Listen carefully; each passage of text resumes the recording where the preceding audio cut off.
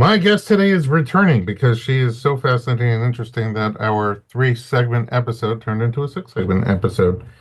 If you remember from last time, she had a vibrant Miami upbringing and then Hollywood success. We talk about her path to parenthood, which has been anything but ordinary.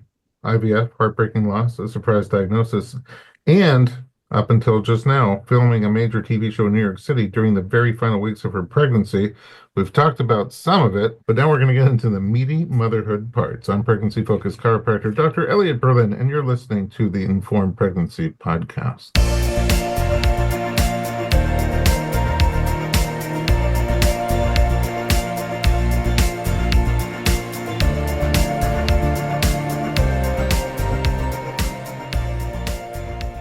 Aimee Carrero, welcome back to the podcast. Aye. Almost never do a double, but you're so interesting, great storyteller. Like, I feel like I'm listening to the podcast being in it when I'm talking to you. That is the ultimate compliment. And I'm like, even if there's a commercial, I'm going to come back afterwards. I want to hear everything.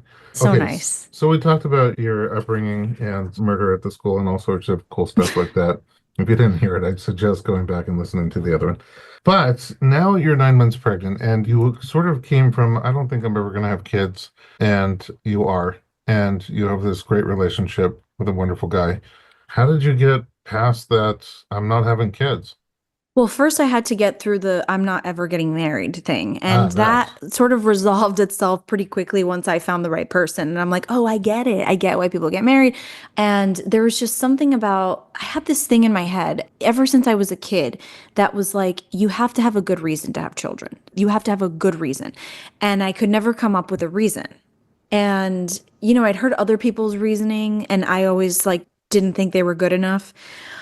And I don't really have a reason other than I think my husband hung the moon and I would love another one of him in the world. Oh, wow. I see how he lights up a room. I see how he changes people's day, and to, you know, bring someone into the world that with at least half of that DNA feels right to me. Again, it doesn't feel like I must have this, or it never felt that way.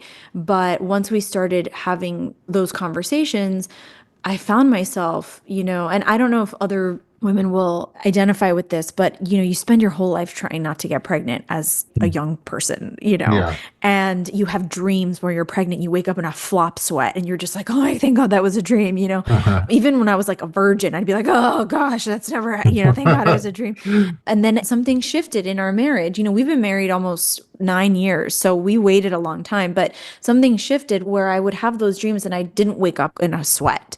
You know, I would kind of think, oh, well, you know, that doesn't send me into a panic. So something must be changing.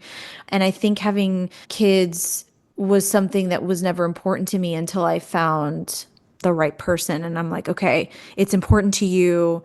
It's becoming important to me slowly but surely. And so that's how we started the IVF journey. It wasn't even because we tried and didn't have success. I just was getting older and I knew that I hadn't gotten to that yes point yet. And I wanted to preserve fertility. So when I was 33, 36 now, maybe it was 32, we decided that it would be a good time to freeze some embryos for the future. Oh, so you did the first half of IVF? Yeah, we did the first half, and then we just left them there. In the freezer next to the Klondike bars. Yeah, exactly. And, you know, it was a weird experience because so many people that I know, it's their last resort, you know, it's the last chance. They come to it already so having suffered a lot. You know, we went through it blissfully unaware of what infertility felt like because we just didn't think it would ever be our story, but we just wanted them as a backup. So that wonder, is that process for you? Was it totally science, medicine, and mechanics, or was there some exciting element of creating life?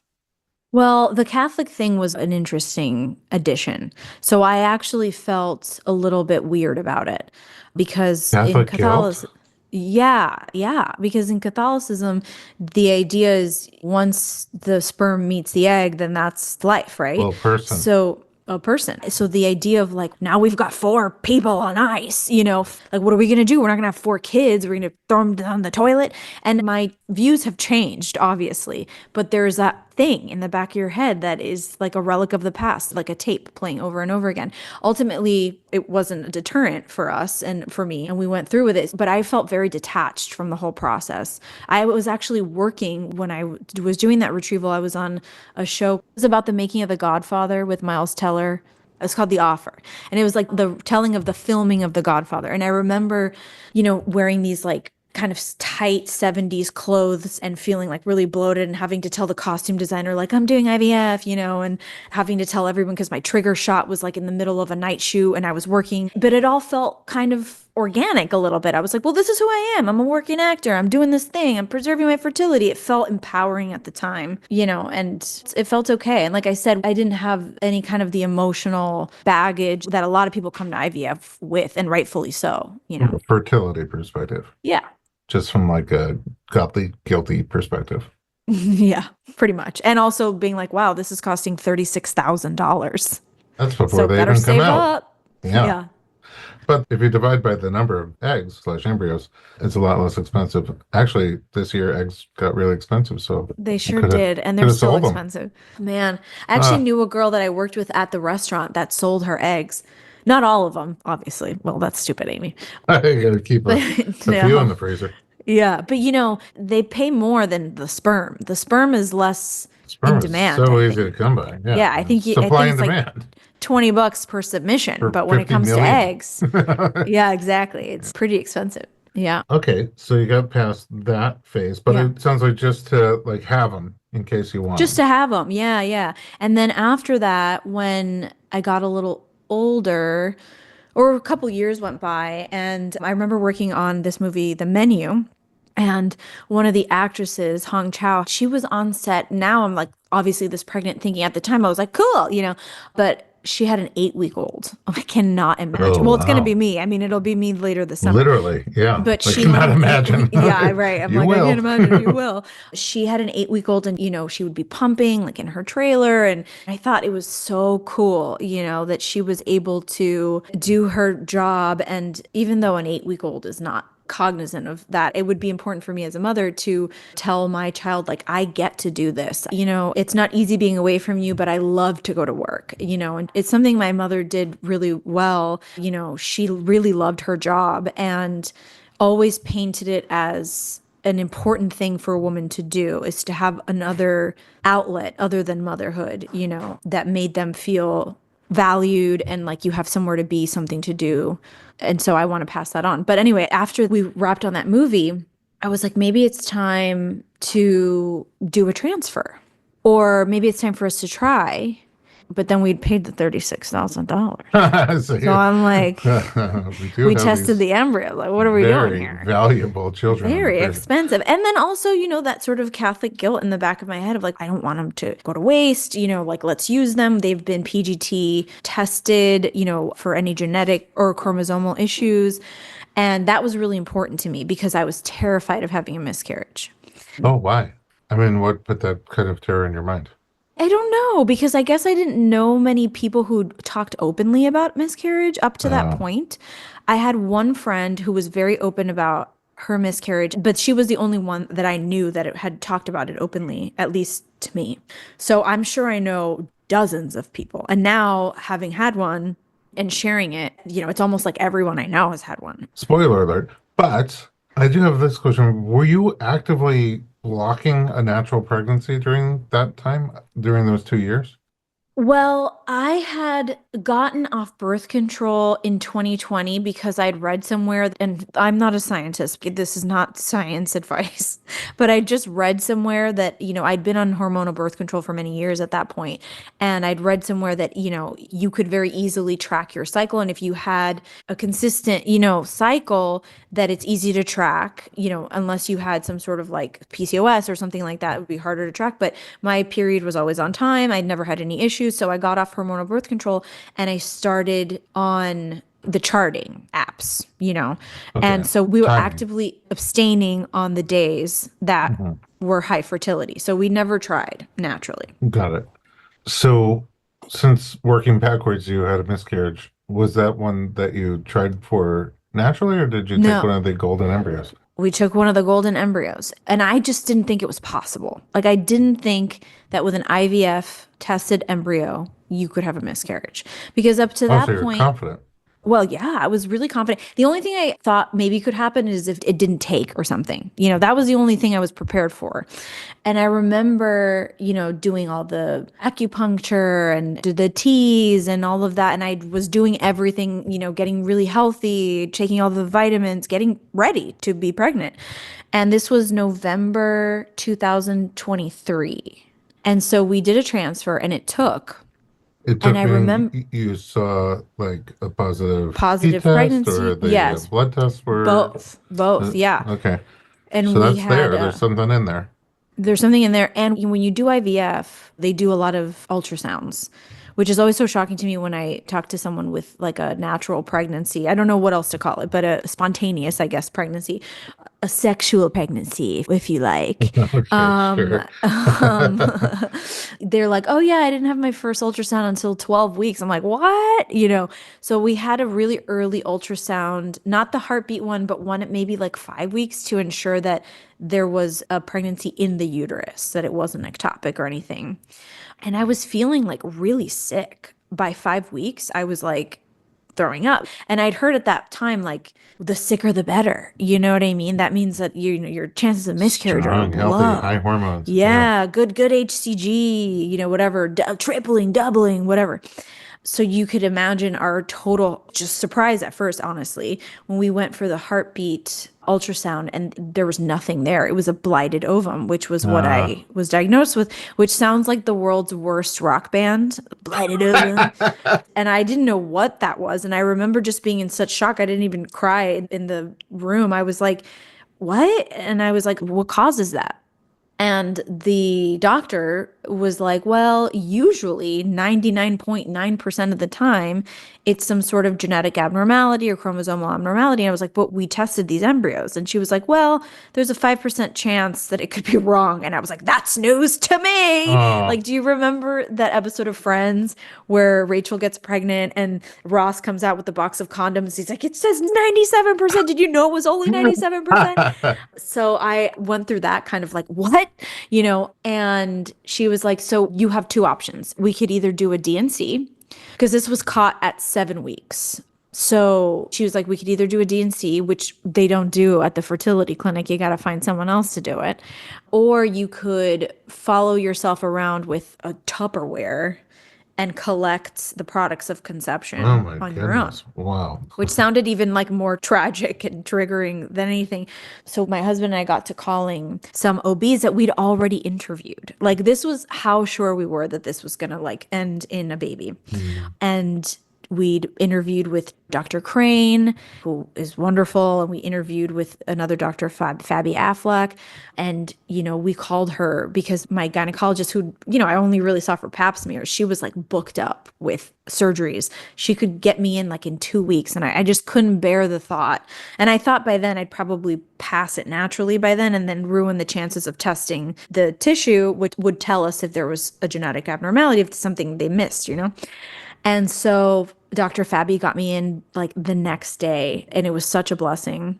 And it was so traumatic. Like, my husband had to go pick up a kit, the Natera kit, and we were just beside ourselves with grief. We had no idea that, this could happen. I mean, you think it could happen, but you're like, oh, well, that happens to other people. I don't know. Like, it's a weird thing that your brain sort of separates itself from because you just don't want to think about it. I don't know. And for you, it was sort of like something you were dreading. Yeah, totally, for sure. So the next day, she performed the DNC, and then 2 weeks later, we got the news that the embryo actually was great. There are no genetic abnormalities. And so I was That like, good news or bad news? well, it was funny because I was like, well, at least it was accurate. However, what now? And I had a really hard time accepting that there was going to be no answer. And by then, I talked to a lot of people who had miscarriages, and it's very rare that you get an answer unless it's something like glaring chromosomal abnormality or genetic thing that happened. A lot of the time, people don't know. A lot of the times they don't test the tissue or whatever. So it was like bittersweet to know that, like, okay, well, at least we could trust that our other embryos are Right. accurately Healthy tested. embryos. But what Right. happened? But what happened? And that was December 2023. And so when the new year came about, we did another round of egg retrievals because we'd only made one girl Oh, embryo, okay. and that's the one that they put in because we So were like, guilty, just but put. not so guilty. Right. So I was like, just put the best one in, and they picked the only girl. And I was okay with having only boys, but my husband at that point was so heartbroken that we'd lost the only girl. And so we did another round of IVF. And honestly, I just barreled through the grief so quickly. I was like, I just want to be pregnant again. I just want to start again. And it was a total, What a turn for you. yeah, I know. I was going to say no. Yeah, but it's like, Dad, But you're never going to believe this. I'm dying to be pregnant. yeah. And, we hadn't told anybody Oh, that's about hard. the pregnancy up until that point. So then the first time that my parents heard about it was bad news. We had a miscarriage. And they're like, what? You're pregnant? It was kind of hard for them to know how to react. I think it was hard for everybody to kind of know how to react because Because it you've already wasn't like, gone through all the stages. yeah, and we hadn't announced it to anybody. They knew we'd done IVF, but I kept saying like, we don't know when we're gonna do. We don't know what we're gonna do. Stupidly trying to like keep everyone off the scent, so they weren't expecting any kind of news like that. So anyway, then our doctor was like, well, it could also be maybe like a blood clotting issue, or it could be an autoimmune issue. And so then I started with a ton of testing, which took me to March 2024. And we got some good answers, and we were going to do another transfer. And then I booked the gig that I have now. And that was going to take us to New York. And I was like, you know what? Let's take a break from this. Let's You go know to New what? York. I agree. Let's take a break. Okay, We're good. going to take a little commercial break because now it feels like the momentum's about to change. We'll be right Yeah. back.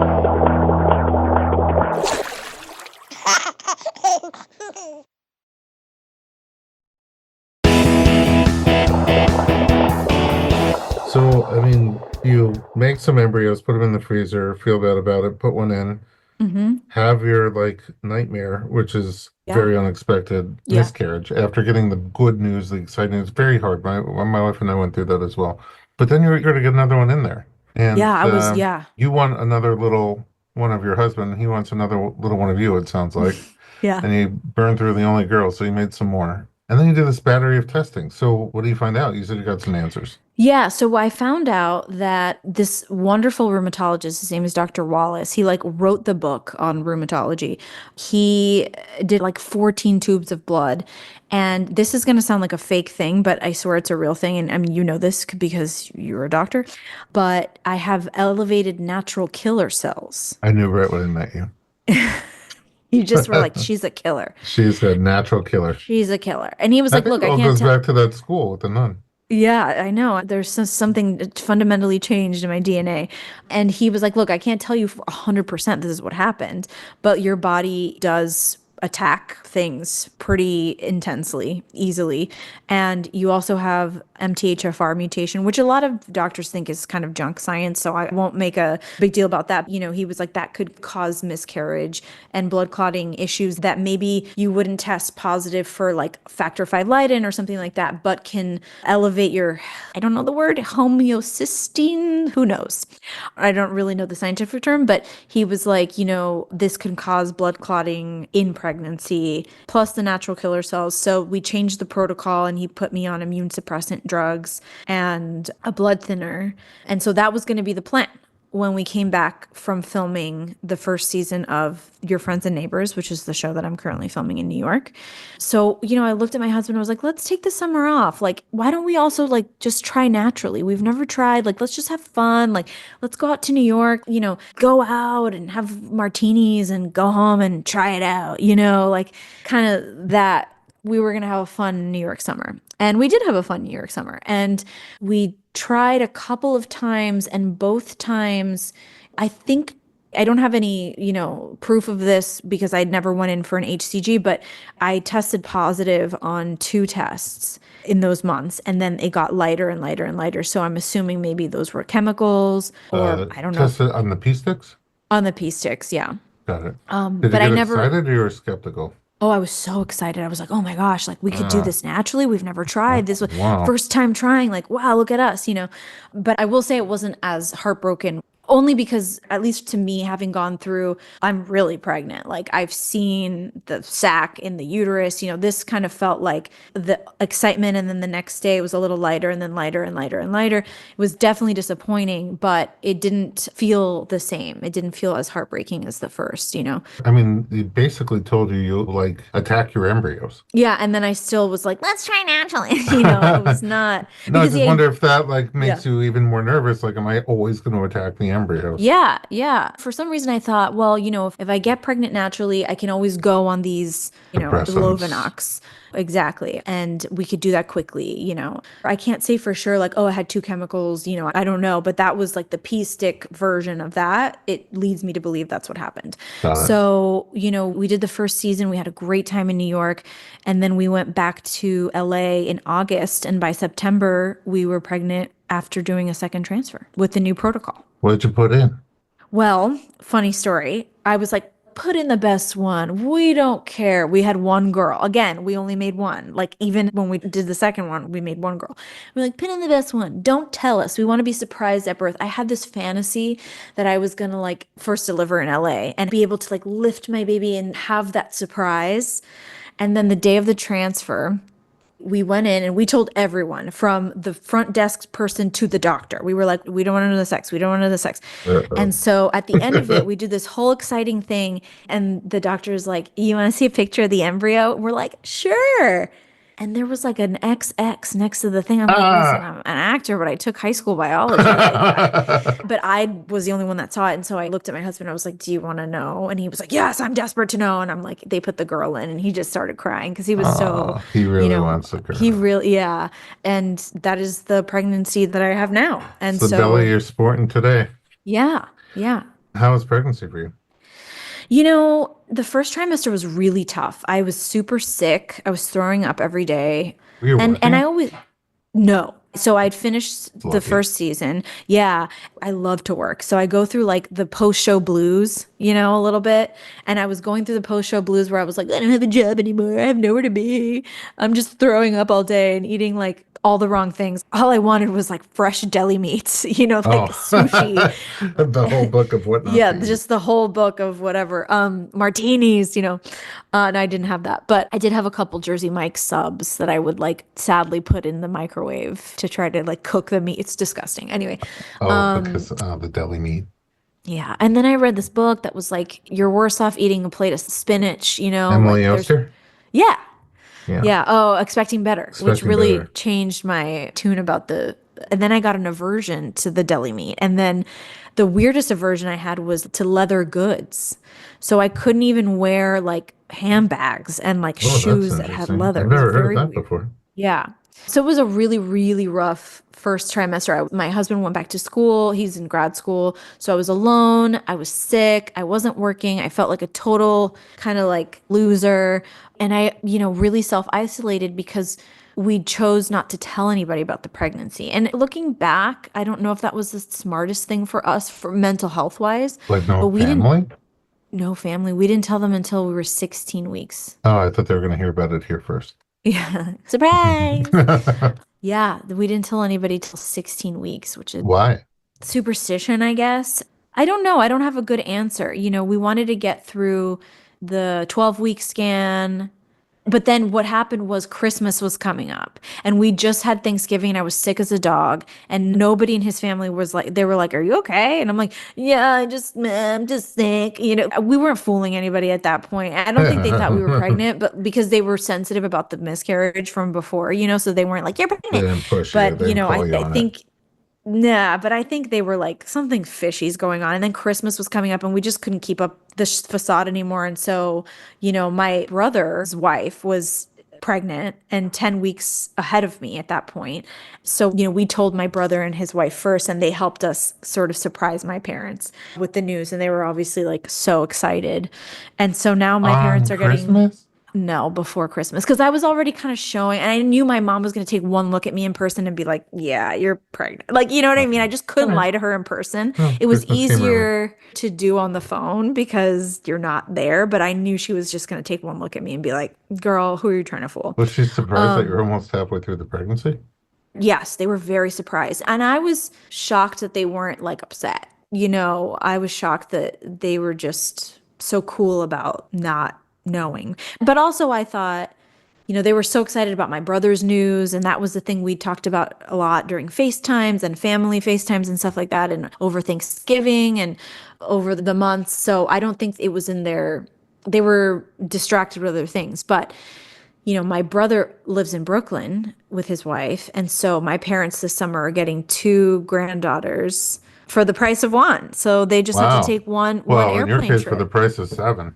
for the price of seven. Yeah, totally. Oh, that's nice. A double double. Yeah, they're And your really kid already happy. has a fresh cousin. Exactly. So it's really, really nice. But Well, yeah, what about that's the later stages of pregnancy? second trimester. I was throwing up until 22 weeks and Oh, I'd you're gotten on, you're all in. yeah, yeah, I gotten on diclegis and Reglan.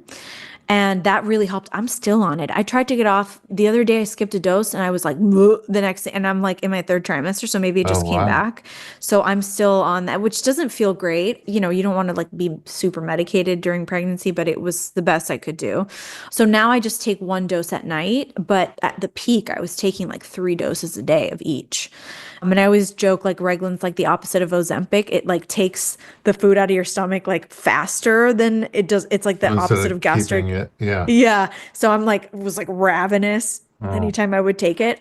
But the third trimester has been better because I've gone back to work and I do love to work, even though the physical, aches and pains are what they are. It's been really nice to have something to do for when did sure. you tell the show that you're pregnant? So I waited until about 20 weeks. I was really nervous to tell the show because, everybody tells like, well, they can't fire a pregnant woman. But when you're on a TV series, if you're not actively shooting it, they have to pick up your option every year or every season, right? So you complete a season, you're no longer employed. You have to wait for them to pick your Mhm. option up. And Uh-huh. so I was really nervous that they were going to have like a terrible reaction and they were going to say you're fired or whatever. So I waited until 20 weeks after the anatomy scan and I was like, okay, this is really happening.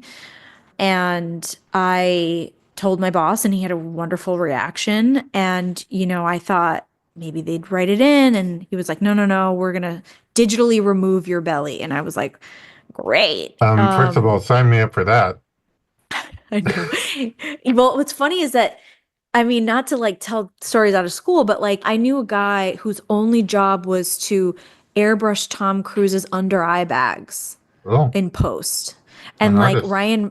Ryan Murphy's shows, they have like a budget to remove the lace from the wigs. So this has been going on for a long time.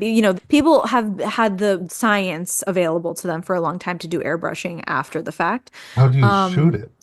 Well, I thought I was going to have like a green screen on my belly, but it turns out they do it with, I don't know. This is very complicated visual effects that I don't understand, but they do it in plates. So, like, let's say we're shooting a scene at a restaurant, or at a deli counter and we're standing up. Like, we'll do this scene and then they'll take me out of it and shoot just the background of the deli. And then I guess they can isolate me and slim me down and then Oh, put me and still back have the into the, background. yeah, yeah, yeah, Oh, yeah. wow. I I really know. want that for myself. It sounds amazing. I can't imagine it's cheap, but it's Apple TV, so they have the budget. They got some dough. Wait a second. Can you tell me about the character? Yeah, so I mean, do you care about spoilers? I mean, not unless you do. No, I don't care. Maybe, okay, for your listeners, if you're watching Your Friends and Neighbors, which came out this April, the first season came out in April. We're currently filming the second season, but essentially the storyline is John Hamm of Mad Men, acclaim, plays this finance guy who's like very high up, has a really important job in Manhattan, but lives in Connecticut and has this beautiful wife played by Amanda Peet and these kids that love him. And then he loses everything in very quick succession. He loses his job under weird circumstances. His wife cheats on him with his best friend, played by Mark Tallman, who's like the most lovable guy you hate to hate. Like, it's impossible to hate this man. And then his kids are like blaming him for the divorce, and the divorce was expensive. And then he loses his job, right? And so, in an attempt to keep up with the Joneses and keep up with the lifestyle, he starts stealing from his friends and neighbors because he's like, I know what Rolexes I've seen, or haven't seen in a while. I know when they're going out of town. I know they don't lock their doors at night, stuff like that. And so I catch him in the act of stealing an NBA championship ring. But instead of calling the cops, I blackmail him into essentially making me his partner. And Oh, cutting you in. cutting me in on the deal. And what I bring to the table, my character Elena brings to the table, she's got a lot of street smarts. She's not from that part of the world. She works as a housekeeper in the house that he tried to burglarize. So, she's like, the first line is like, are you stupid? Like, you thought you were going to get away with stealing an NBA championship ring? Who were you going to sell it to? You know what I mean? She's like got a lot of kind of street smarts. And so they make a good team. And, obviously the show's about other things, like about his life and his private life and all of that. And it gets into everybody's kind of private life.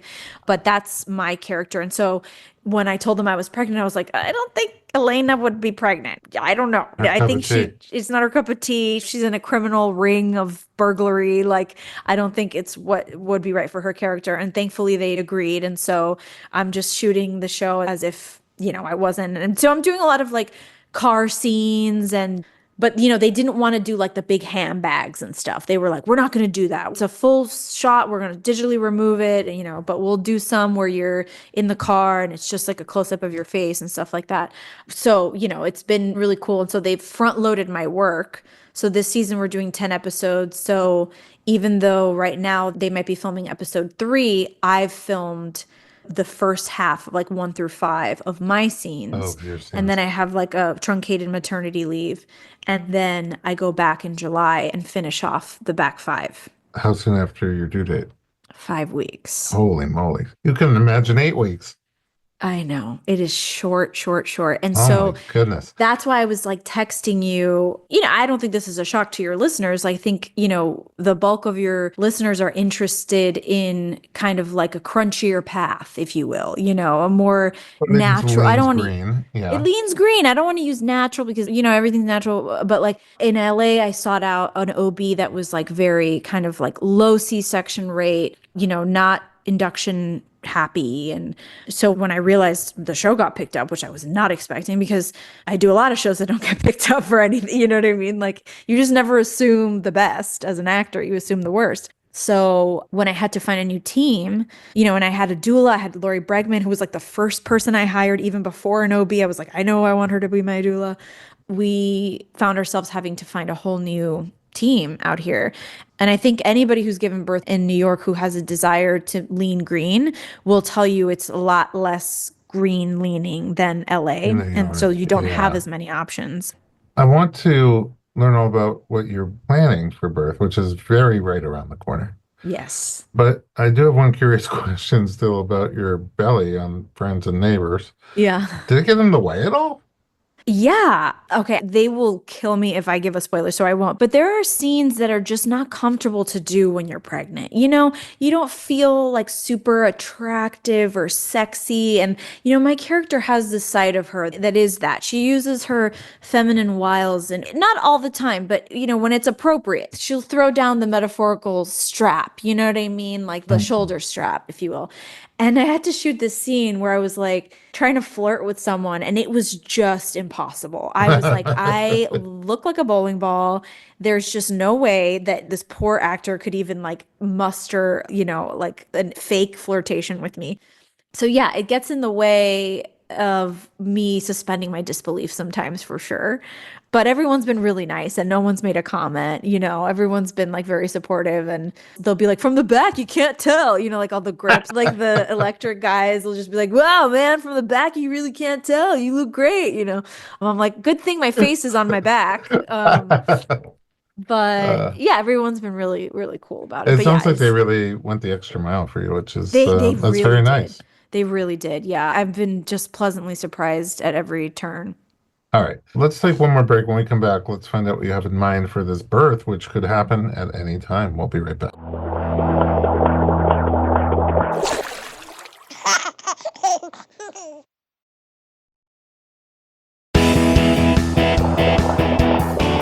Welcome back. We're talking to Aimee Carrero, and we're almost here. You're 38 weeks, which is knee deep into term. Term being, the part of the target if you're shooting archery is the whole target. So if you have the baby before 37 weeks, it's preterm, but now you're term, and it lasts for a while. So it's a funny time. You could have the baby tonight, or you could have the baby in a month from now. It's the weirdest limbo. Yeah, it's very strange to be here. But I always assumed she would come early, but I don't know. I don't think she's gonna. I think she's gonna wait.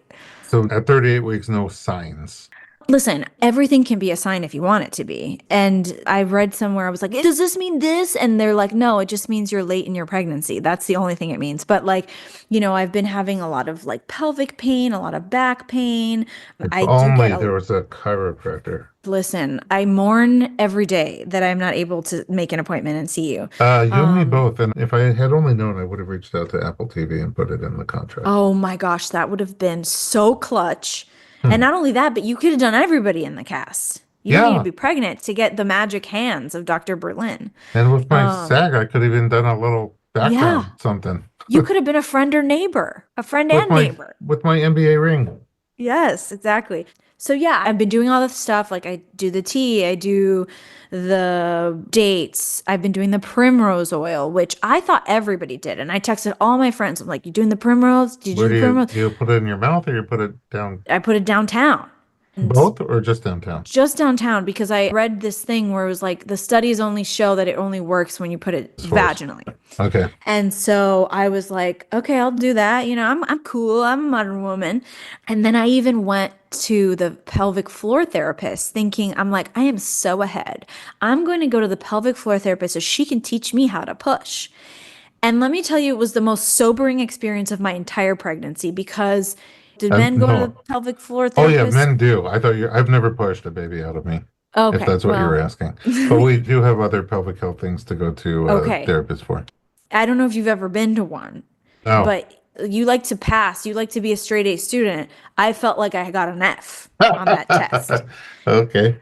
Okay, because I had a lot of work to do, sir, apparently. Well, wait a And second. Did she like tell you to push and sort of feel if you were pushing? yeah, so that part was actually the only part I did well. So But where did you everything fail? I failed in that floor. I should have been working on my pelvic floor. It's too tight. Should have been working on that the whole time. So she sent me home with like a set of dilators. And I'm like, I'm 38 weeks pregnant. Should I do these things now? Like, is my vagina just RIP? Like, does it have a chance to survive this birth? Because, it was very painful, this like pelvic exam. And so I left feeling like, man, I should have started this journey a long time ago. But on So the I'm, flip side, the elephants never do it. Like we're the only ones who do crap like that. yeah. The other Yeah, animals that's have true. plenty of Oh, the babies and elephants never do. Right, right, right, right. they You're never do it. totally So right. like I'm into it. I'm not against it, but I'm just like, don't Yeah. sell yourself short. Like, Yeah, yeah. And that's what, like, I told my doulas that, and they were like, "Yeah, don't worry about it. Like, it's meant to stretch. But I was curious about the perineal massage, and I was curious about all that stuff because, now I'm on maternity leave. I have nothing else to do but worry about that. And so, I wanted her to teach me how to do that too. And so she did. But, I had to buy these like expensive silicone dilators that now I like just have airing out when I wash them and put them on the counter of the kitchen. oh, I Um, can't wait to come over for dinner. So, yeah. yeah, Sight to but see. also something that's really important to note is during labor, you're Yeah. going to have a poop ton of oxytocin flowing through your bloodstream, which makes everything incredibly more stretchy. So, Oh, good. when you try to do something like that and you're far from an oxytocin state, it's Yeah. going to be a totally different experience than, Yeah. when you have raging oxytocin in your blood. It makes I was everything very, so very stretchy. far from an oxytocin state, let me tell Well, it's you. not really an oxytocin setting. No. And I don't know if this is too much for this segment, but she wanted to stick her finger out my butt Oh, why? to check because it's all connected. And I was like, not Mm, today. interesting. Very thorough. very thorough. And I was like, not today, thanks. But like, you know, it was just a lot. It was not a comfortable experience. And yet I'm going back tomorrow. So that Needless just to tells you what say, you need to not an know about my oxytocin personality. environment. No, Okay. definitely not. I mean, now inquiring minds want to know if you're going to go for the dessert tomorrow or you're just going to keep it where it was. I'm gonna keep it where it was. I'm gonna Yeah. tell her like You have your just in the limits. I have Yeah. my limits. And she You yeah, know, from the it's back, you don't even look pregnant. from totally. Thank you. Call Uh, back. Yeah, so I'm doing the things. I'm trying to prepare. I'm trying to be a good student about it. But if this pregnancy has taught me anything, is that you're not in control and you just got to be flexible. If you're not flexible from your attitude to your pelvic floor, you're not getting anywhere. you should bumper sticker that. Yeah. Okay, so we're winding down here. Page one of your birth plan. I always recommend that your birth plan is a flow chart. Page one, you put what you're aiming for. If all things could go how I want them, this is what I would like my birth to be like. What's page one of your birth Page plan? one is spontaneous labor and laboring at home as long as possible with my doulas. But, you know, got to take an Uber to the hospital. So can't labor too long at home Hmm. because I don't know. Do Ubers, are they going to say no? Like, am I going to have to wait to get the right one? It's like a whole thing. Oh, it's a Uber pet and now Uber labor. Uber birth. Are they Yeah. worried about the water breaking? Are they, I Yeah, mean, well, I've asked Uber drivers this. So when I go oh, into really? Ubers now, I'm like, have you ever driven someone in labor? And most of them are like, yeah. And then one guy was like, yeah. And her water broke in my car. Oh, And no. even a deep cleaning didn't fix it. I had to get a new car. And I was like, oh my God, Oh my that will God, you were not stuck happen on to the me. subway. Yeah, totally. So yeah, I would labor at home as long as possible. In New York, they offer you nitrous gas. Well, that's nice Love in to case you try need a tooth that. removed while you're giving birth. Yeah, so they offer that at the hospital I'm giving birth at, and I'm curious. I'm curious. I'm nitrous curious. You know what I Oh, mean? I'd like to give it a whirl, that's my band. and yeah, nitrous curious. I mean, if I can't have a martini, I'm gonna have a little gas. And Mm. apparently, like it's very popular in Europe and stuff. I've been to Was a that bunch of and nitrous births actually, you and have? yeah, it's not like nitrous at the dentist. It's quite a bit different. Oh, So it's not a oh constant flow where you're like no, floating around the room watching them do whatever they're doing out yeah, of body. It's a mask, and when you feel like you yeah. want to hit, you put the mask on your face and suck it in, and then you're supposed to actually blow it back out into the mask so it gets recontained. Um, Okay. I find, in case you're curious, that most of the people that I've seen do it for a very tiny number, it looks like it makes you anxious, by the way. Um, Oh no, so don't want that. just be aware that could happen and may not be Yeah. the, you know, And what you I'm were looking prone for. to that because one time I had an edible and I was like super paranoid and never again. So like I'm prone to the anxious when, you know, with the substances. Yeah, so if you do it once or twice and you feel like that anxiety building up with a little Yeah. panicky feeling or like an elephant standing on your chest, I wouldn't Oh no, recommend no, keep no. doing it. Yeah, But yeah. generally, what happens is it doesn't take away the pain, it takes away the anxiety Hmm. around the pain. So you'll sometimes, until you get Mm. used to these surges and realize these surges are not going to harm you, not going to overwhelm you, Yeah. at first adrenaline comes in, you feel a lot of fear, and you're like, ah. And the adrenaline is the exact opposite of the oxytocin. It does all the Right. things opposite to oxytocin that you don't want. Right. So if you could take that little puff and it gets rid of the anxiety so that the surge can build up and you're not afraid of it, even just Okay. several times of that will make you feel more confident. Yeah, Um, yeah. That's really good to know. yeah, it could work great like that. And then sometimes you don't need it anymore. And once in a while, the fear starts to come back. So you take another Yeah. puff and, you know, it lasts for, I don't know, about a minute at a time. Yeah, it's really short acting. I also got a TENS machine. Oh, you're That's doing supposed all to the be, things. I'm doing all the things. Electric Um, stim. Yeah. And, you know, New York, like I said, apparently the hospitals are not as, you know, if you give birth at Cedars, like golden hour is just kind of built in, delayed cord clamping kind of built in. You got to ask for these things here. And so I actually have a printed out, you know, birth plan, like asking for delayed cord clamping, golden hour, you know, to see a lactation consultants, you know, stuff like that. That would seem pretty intuitive in some other places, not so much here.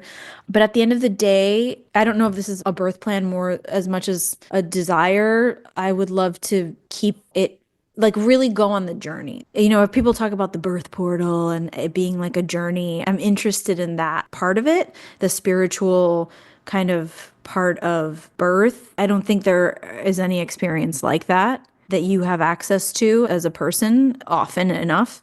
So I'm interested in that. And we'll see I how it goes. I'm really curious, how the whole thing's gonna go for you, but you're just a great storyteller. Oh, And so thanks. I am really looking forward to hearing the story, the way you experienced it. I feel like everything you've talked about so far in these 2 hours of podcasting, I can picture myself there. And Oh man, that would be so cool if you could be there, but ugh, you'll be there in spirit. who knows? Maybe I'll fly out and surprise you. Fly But out, demand a anyway, private room, yes, in a booth. booth. Anyway, it's going to be an interesting postpartum for you because no matter Yeah. how your birth goes, you've got a short window before you're Mm-hmm. back at work. I mean, 5 weeks, and usually the first visit with the OB is not till 6 weeks. So, I know. in Yeah. perspective, that's going to be an interesting time. But I know Yeah. you're strong and you're healthy and you have great support around you. And Yeah. I know that you're going to do amazing. Thank you. Well, Um, we'll find out and you'll be the first to know. I cannot wait. All right, Amy, thank you so much for spending all this time with us, with me, and sharing everything. Thank you. And I cannot say enough how much I appreciate you and I feel your energy. This is something I usually don't feel remotely, but I Mm. really feel your energy through the power of Zoom. And I hope you can feel back all the love and light I'm sending for an Yes, incredible I do. experience. Thank you so much. And, the few times we got to meet in person were just so wonderful. So I take that to heart. Thank you. Yeah, my pleasure. One thing before we go, where can we find you online? On Instagram, Oh, I I've heard am, of that. have you heard of it? It's at Aimee, Aimee, Carrero, Carrero. And if you go on my Instagram in the next few weeks, you will see a lot of complaints about my pelvic floor. So it's not my usual content. I promise my Okay. usual content is a little bit better. I don't know. I find this interesting as well. You have so many vowels. I know, that's the Latina. So many vowels. Latina, Latin Wheel of heat. Fortune. I mean, Want to buy a golden nugget. vowel? All of them. All right. At home, thanks for listening to the Informed Pregnancy Podcast. For more parenting and pregnancy information just like this, visit us online at informedpregnancy.com.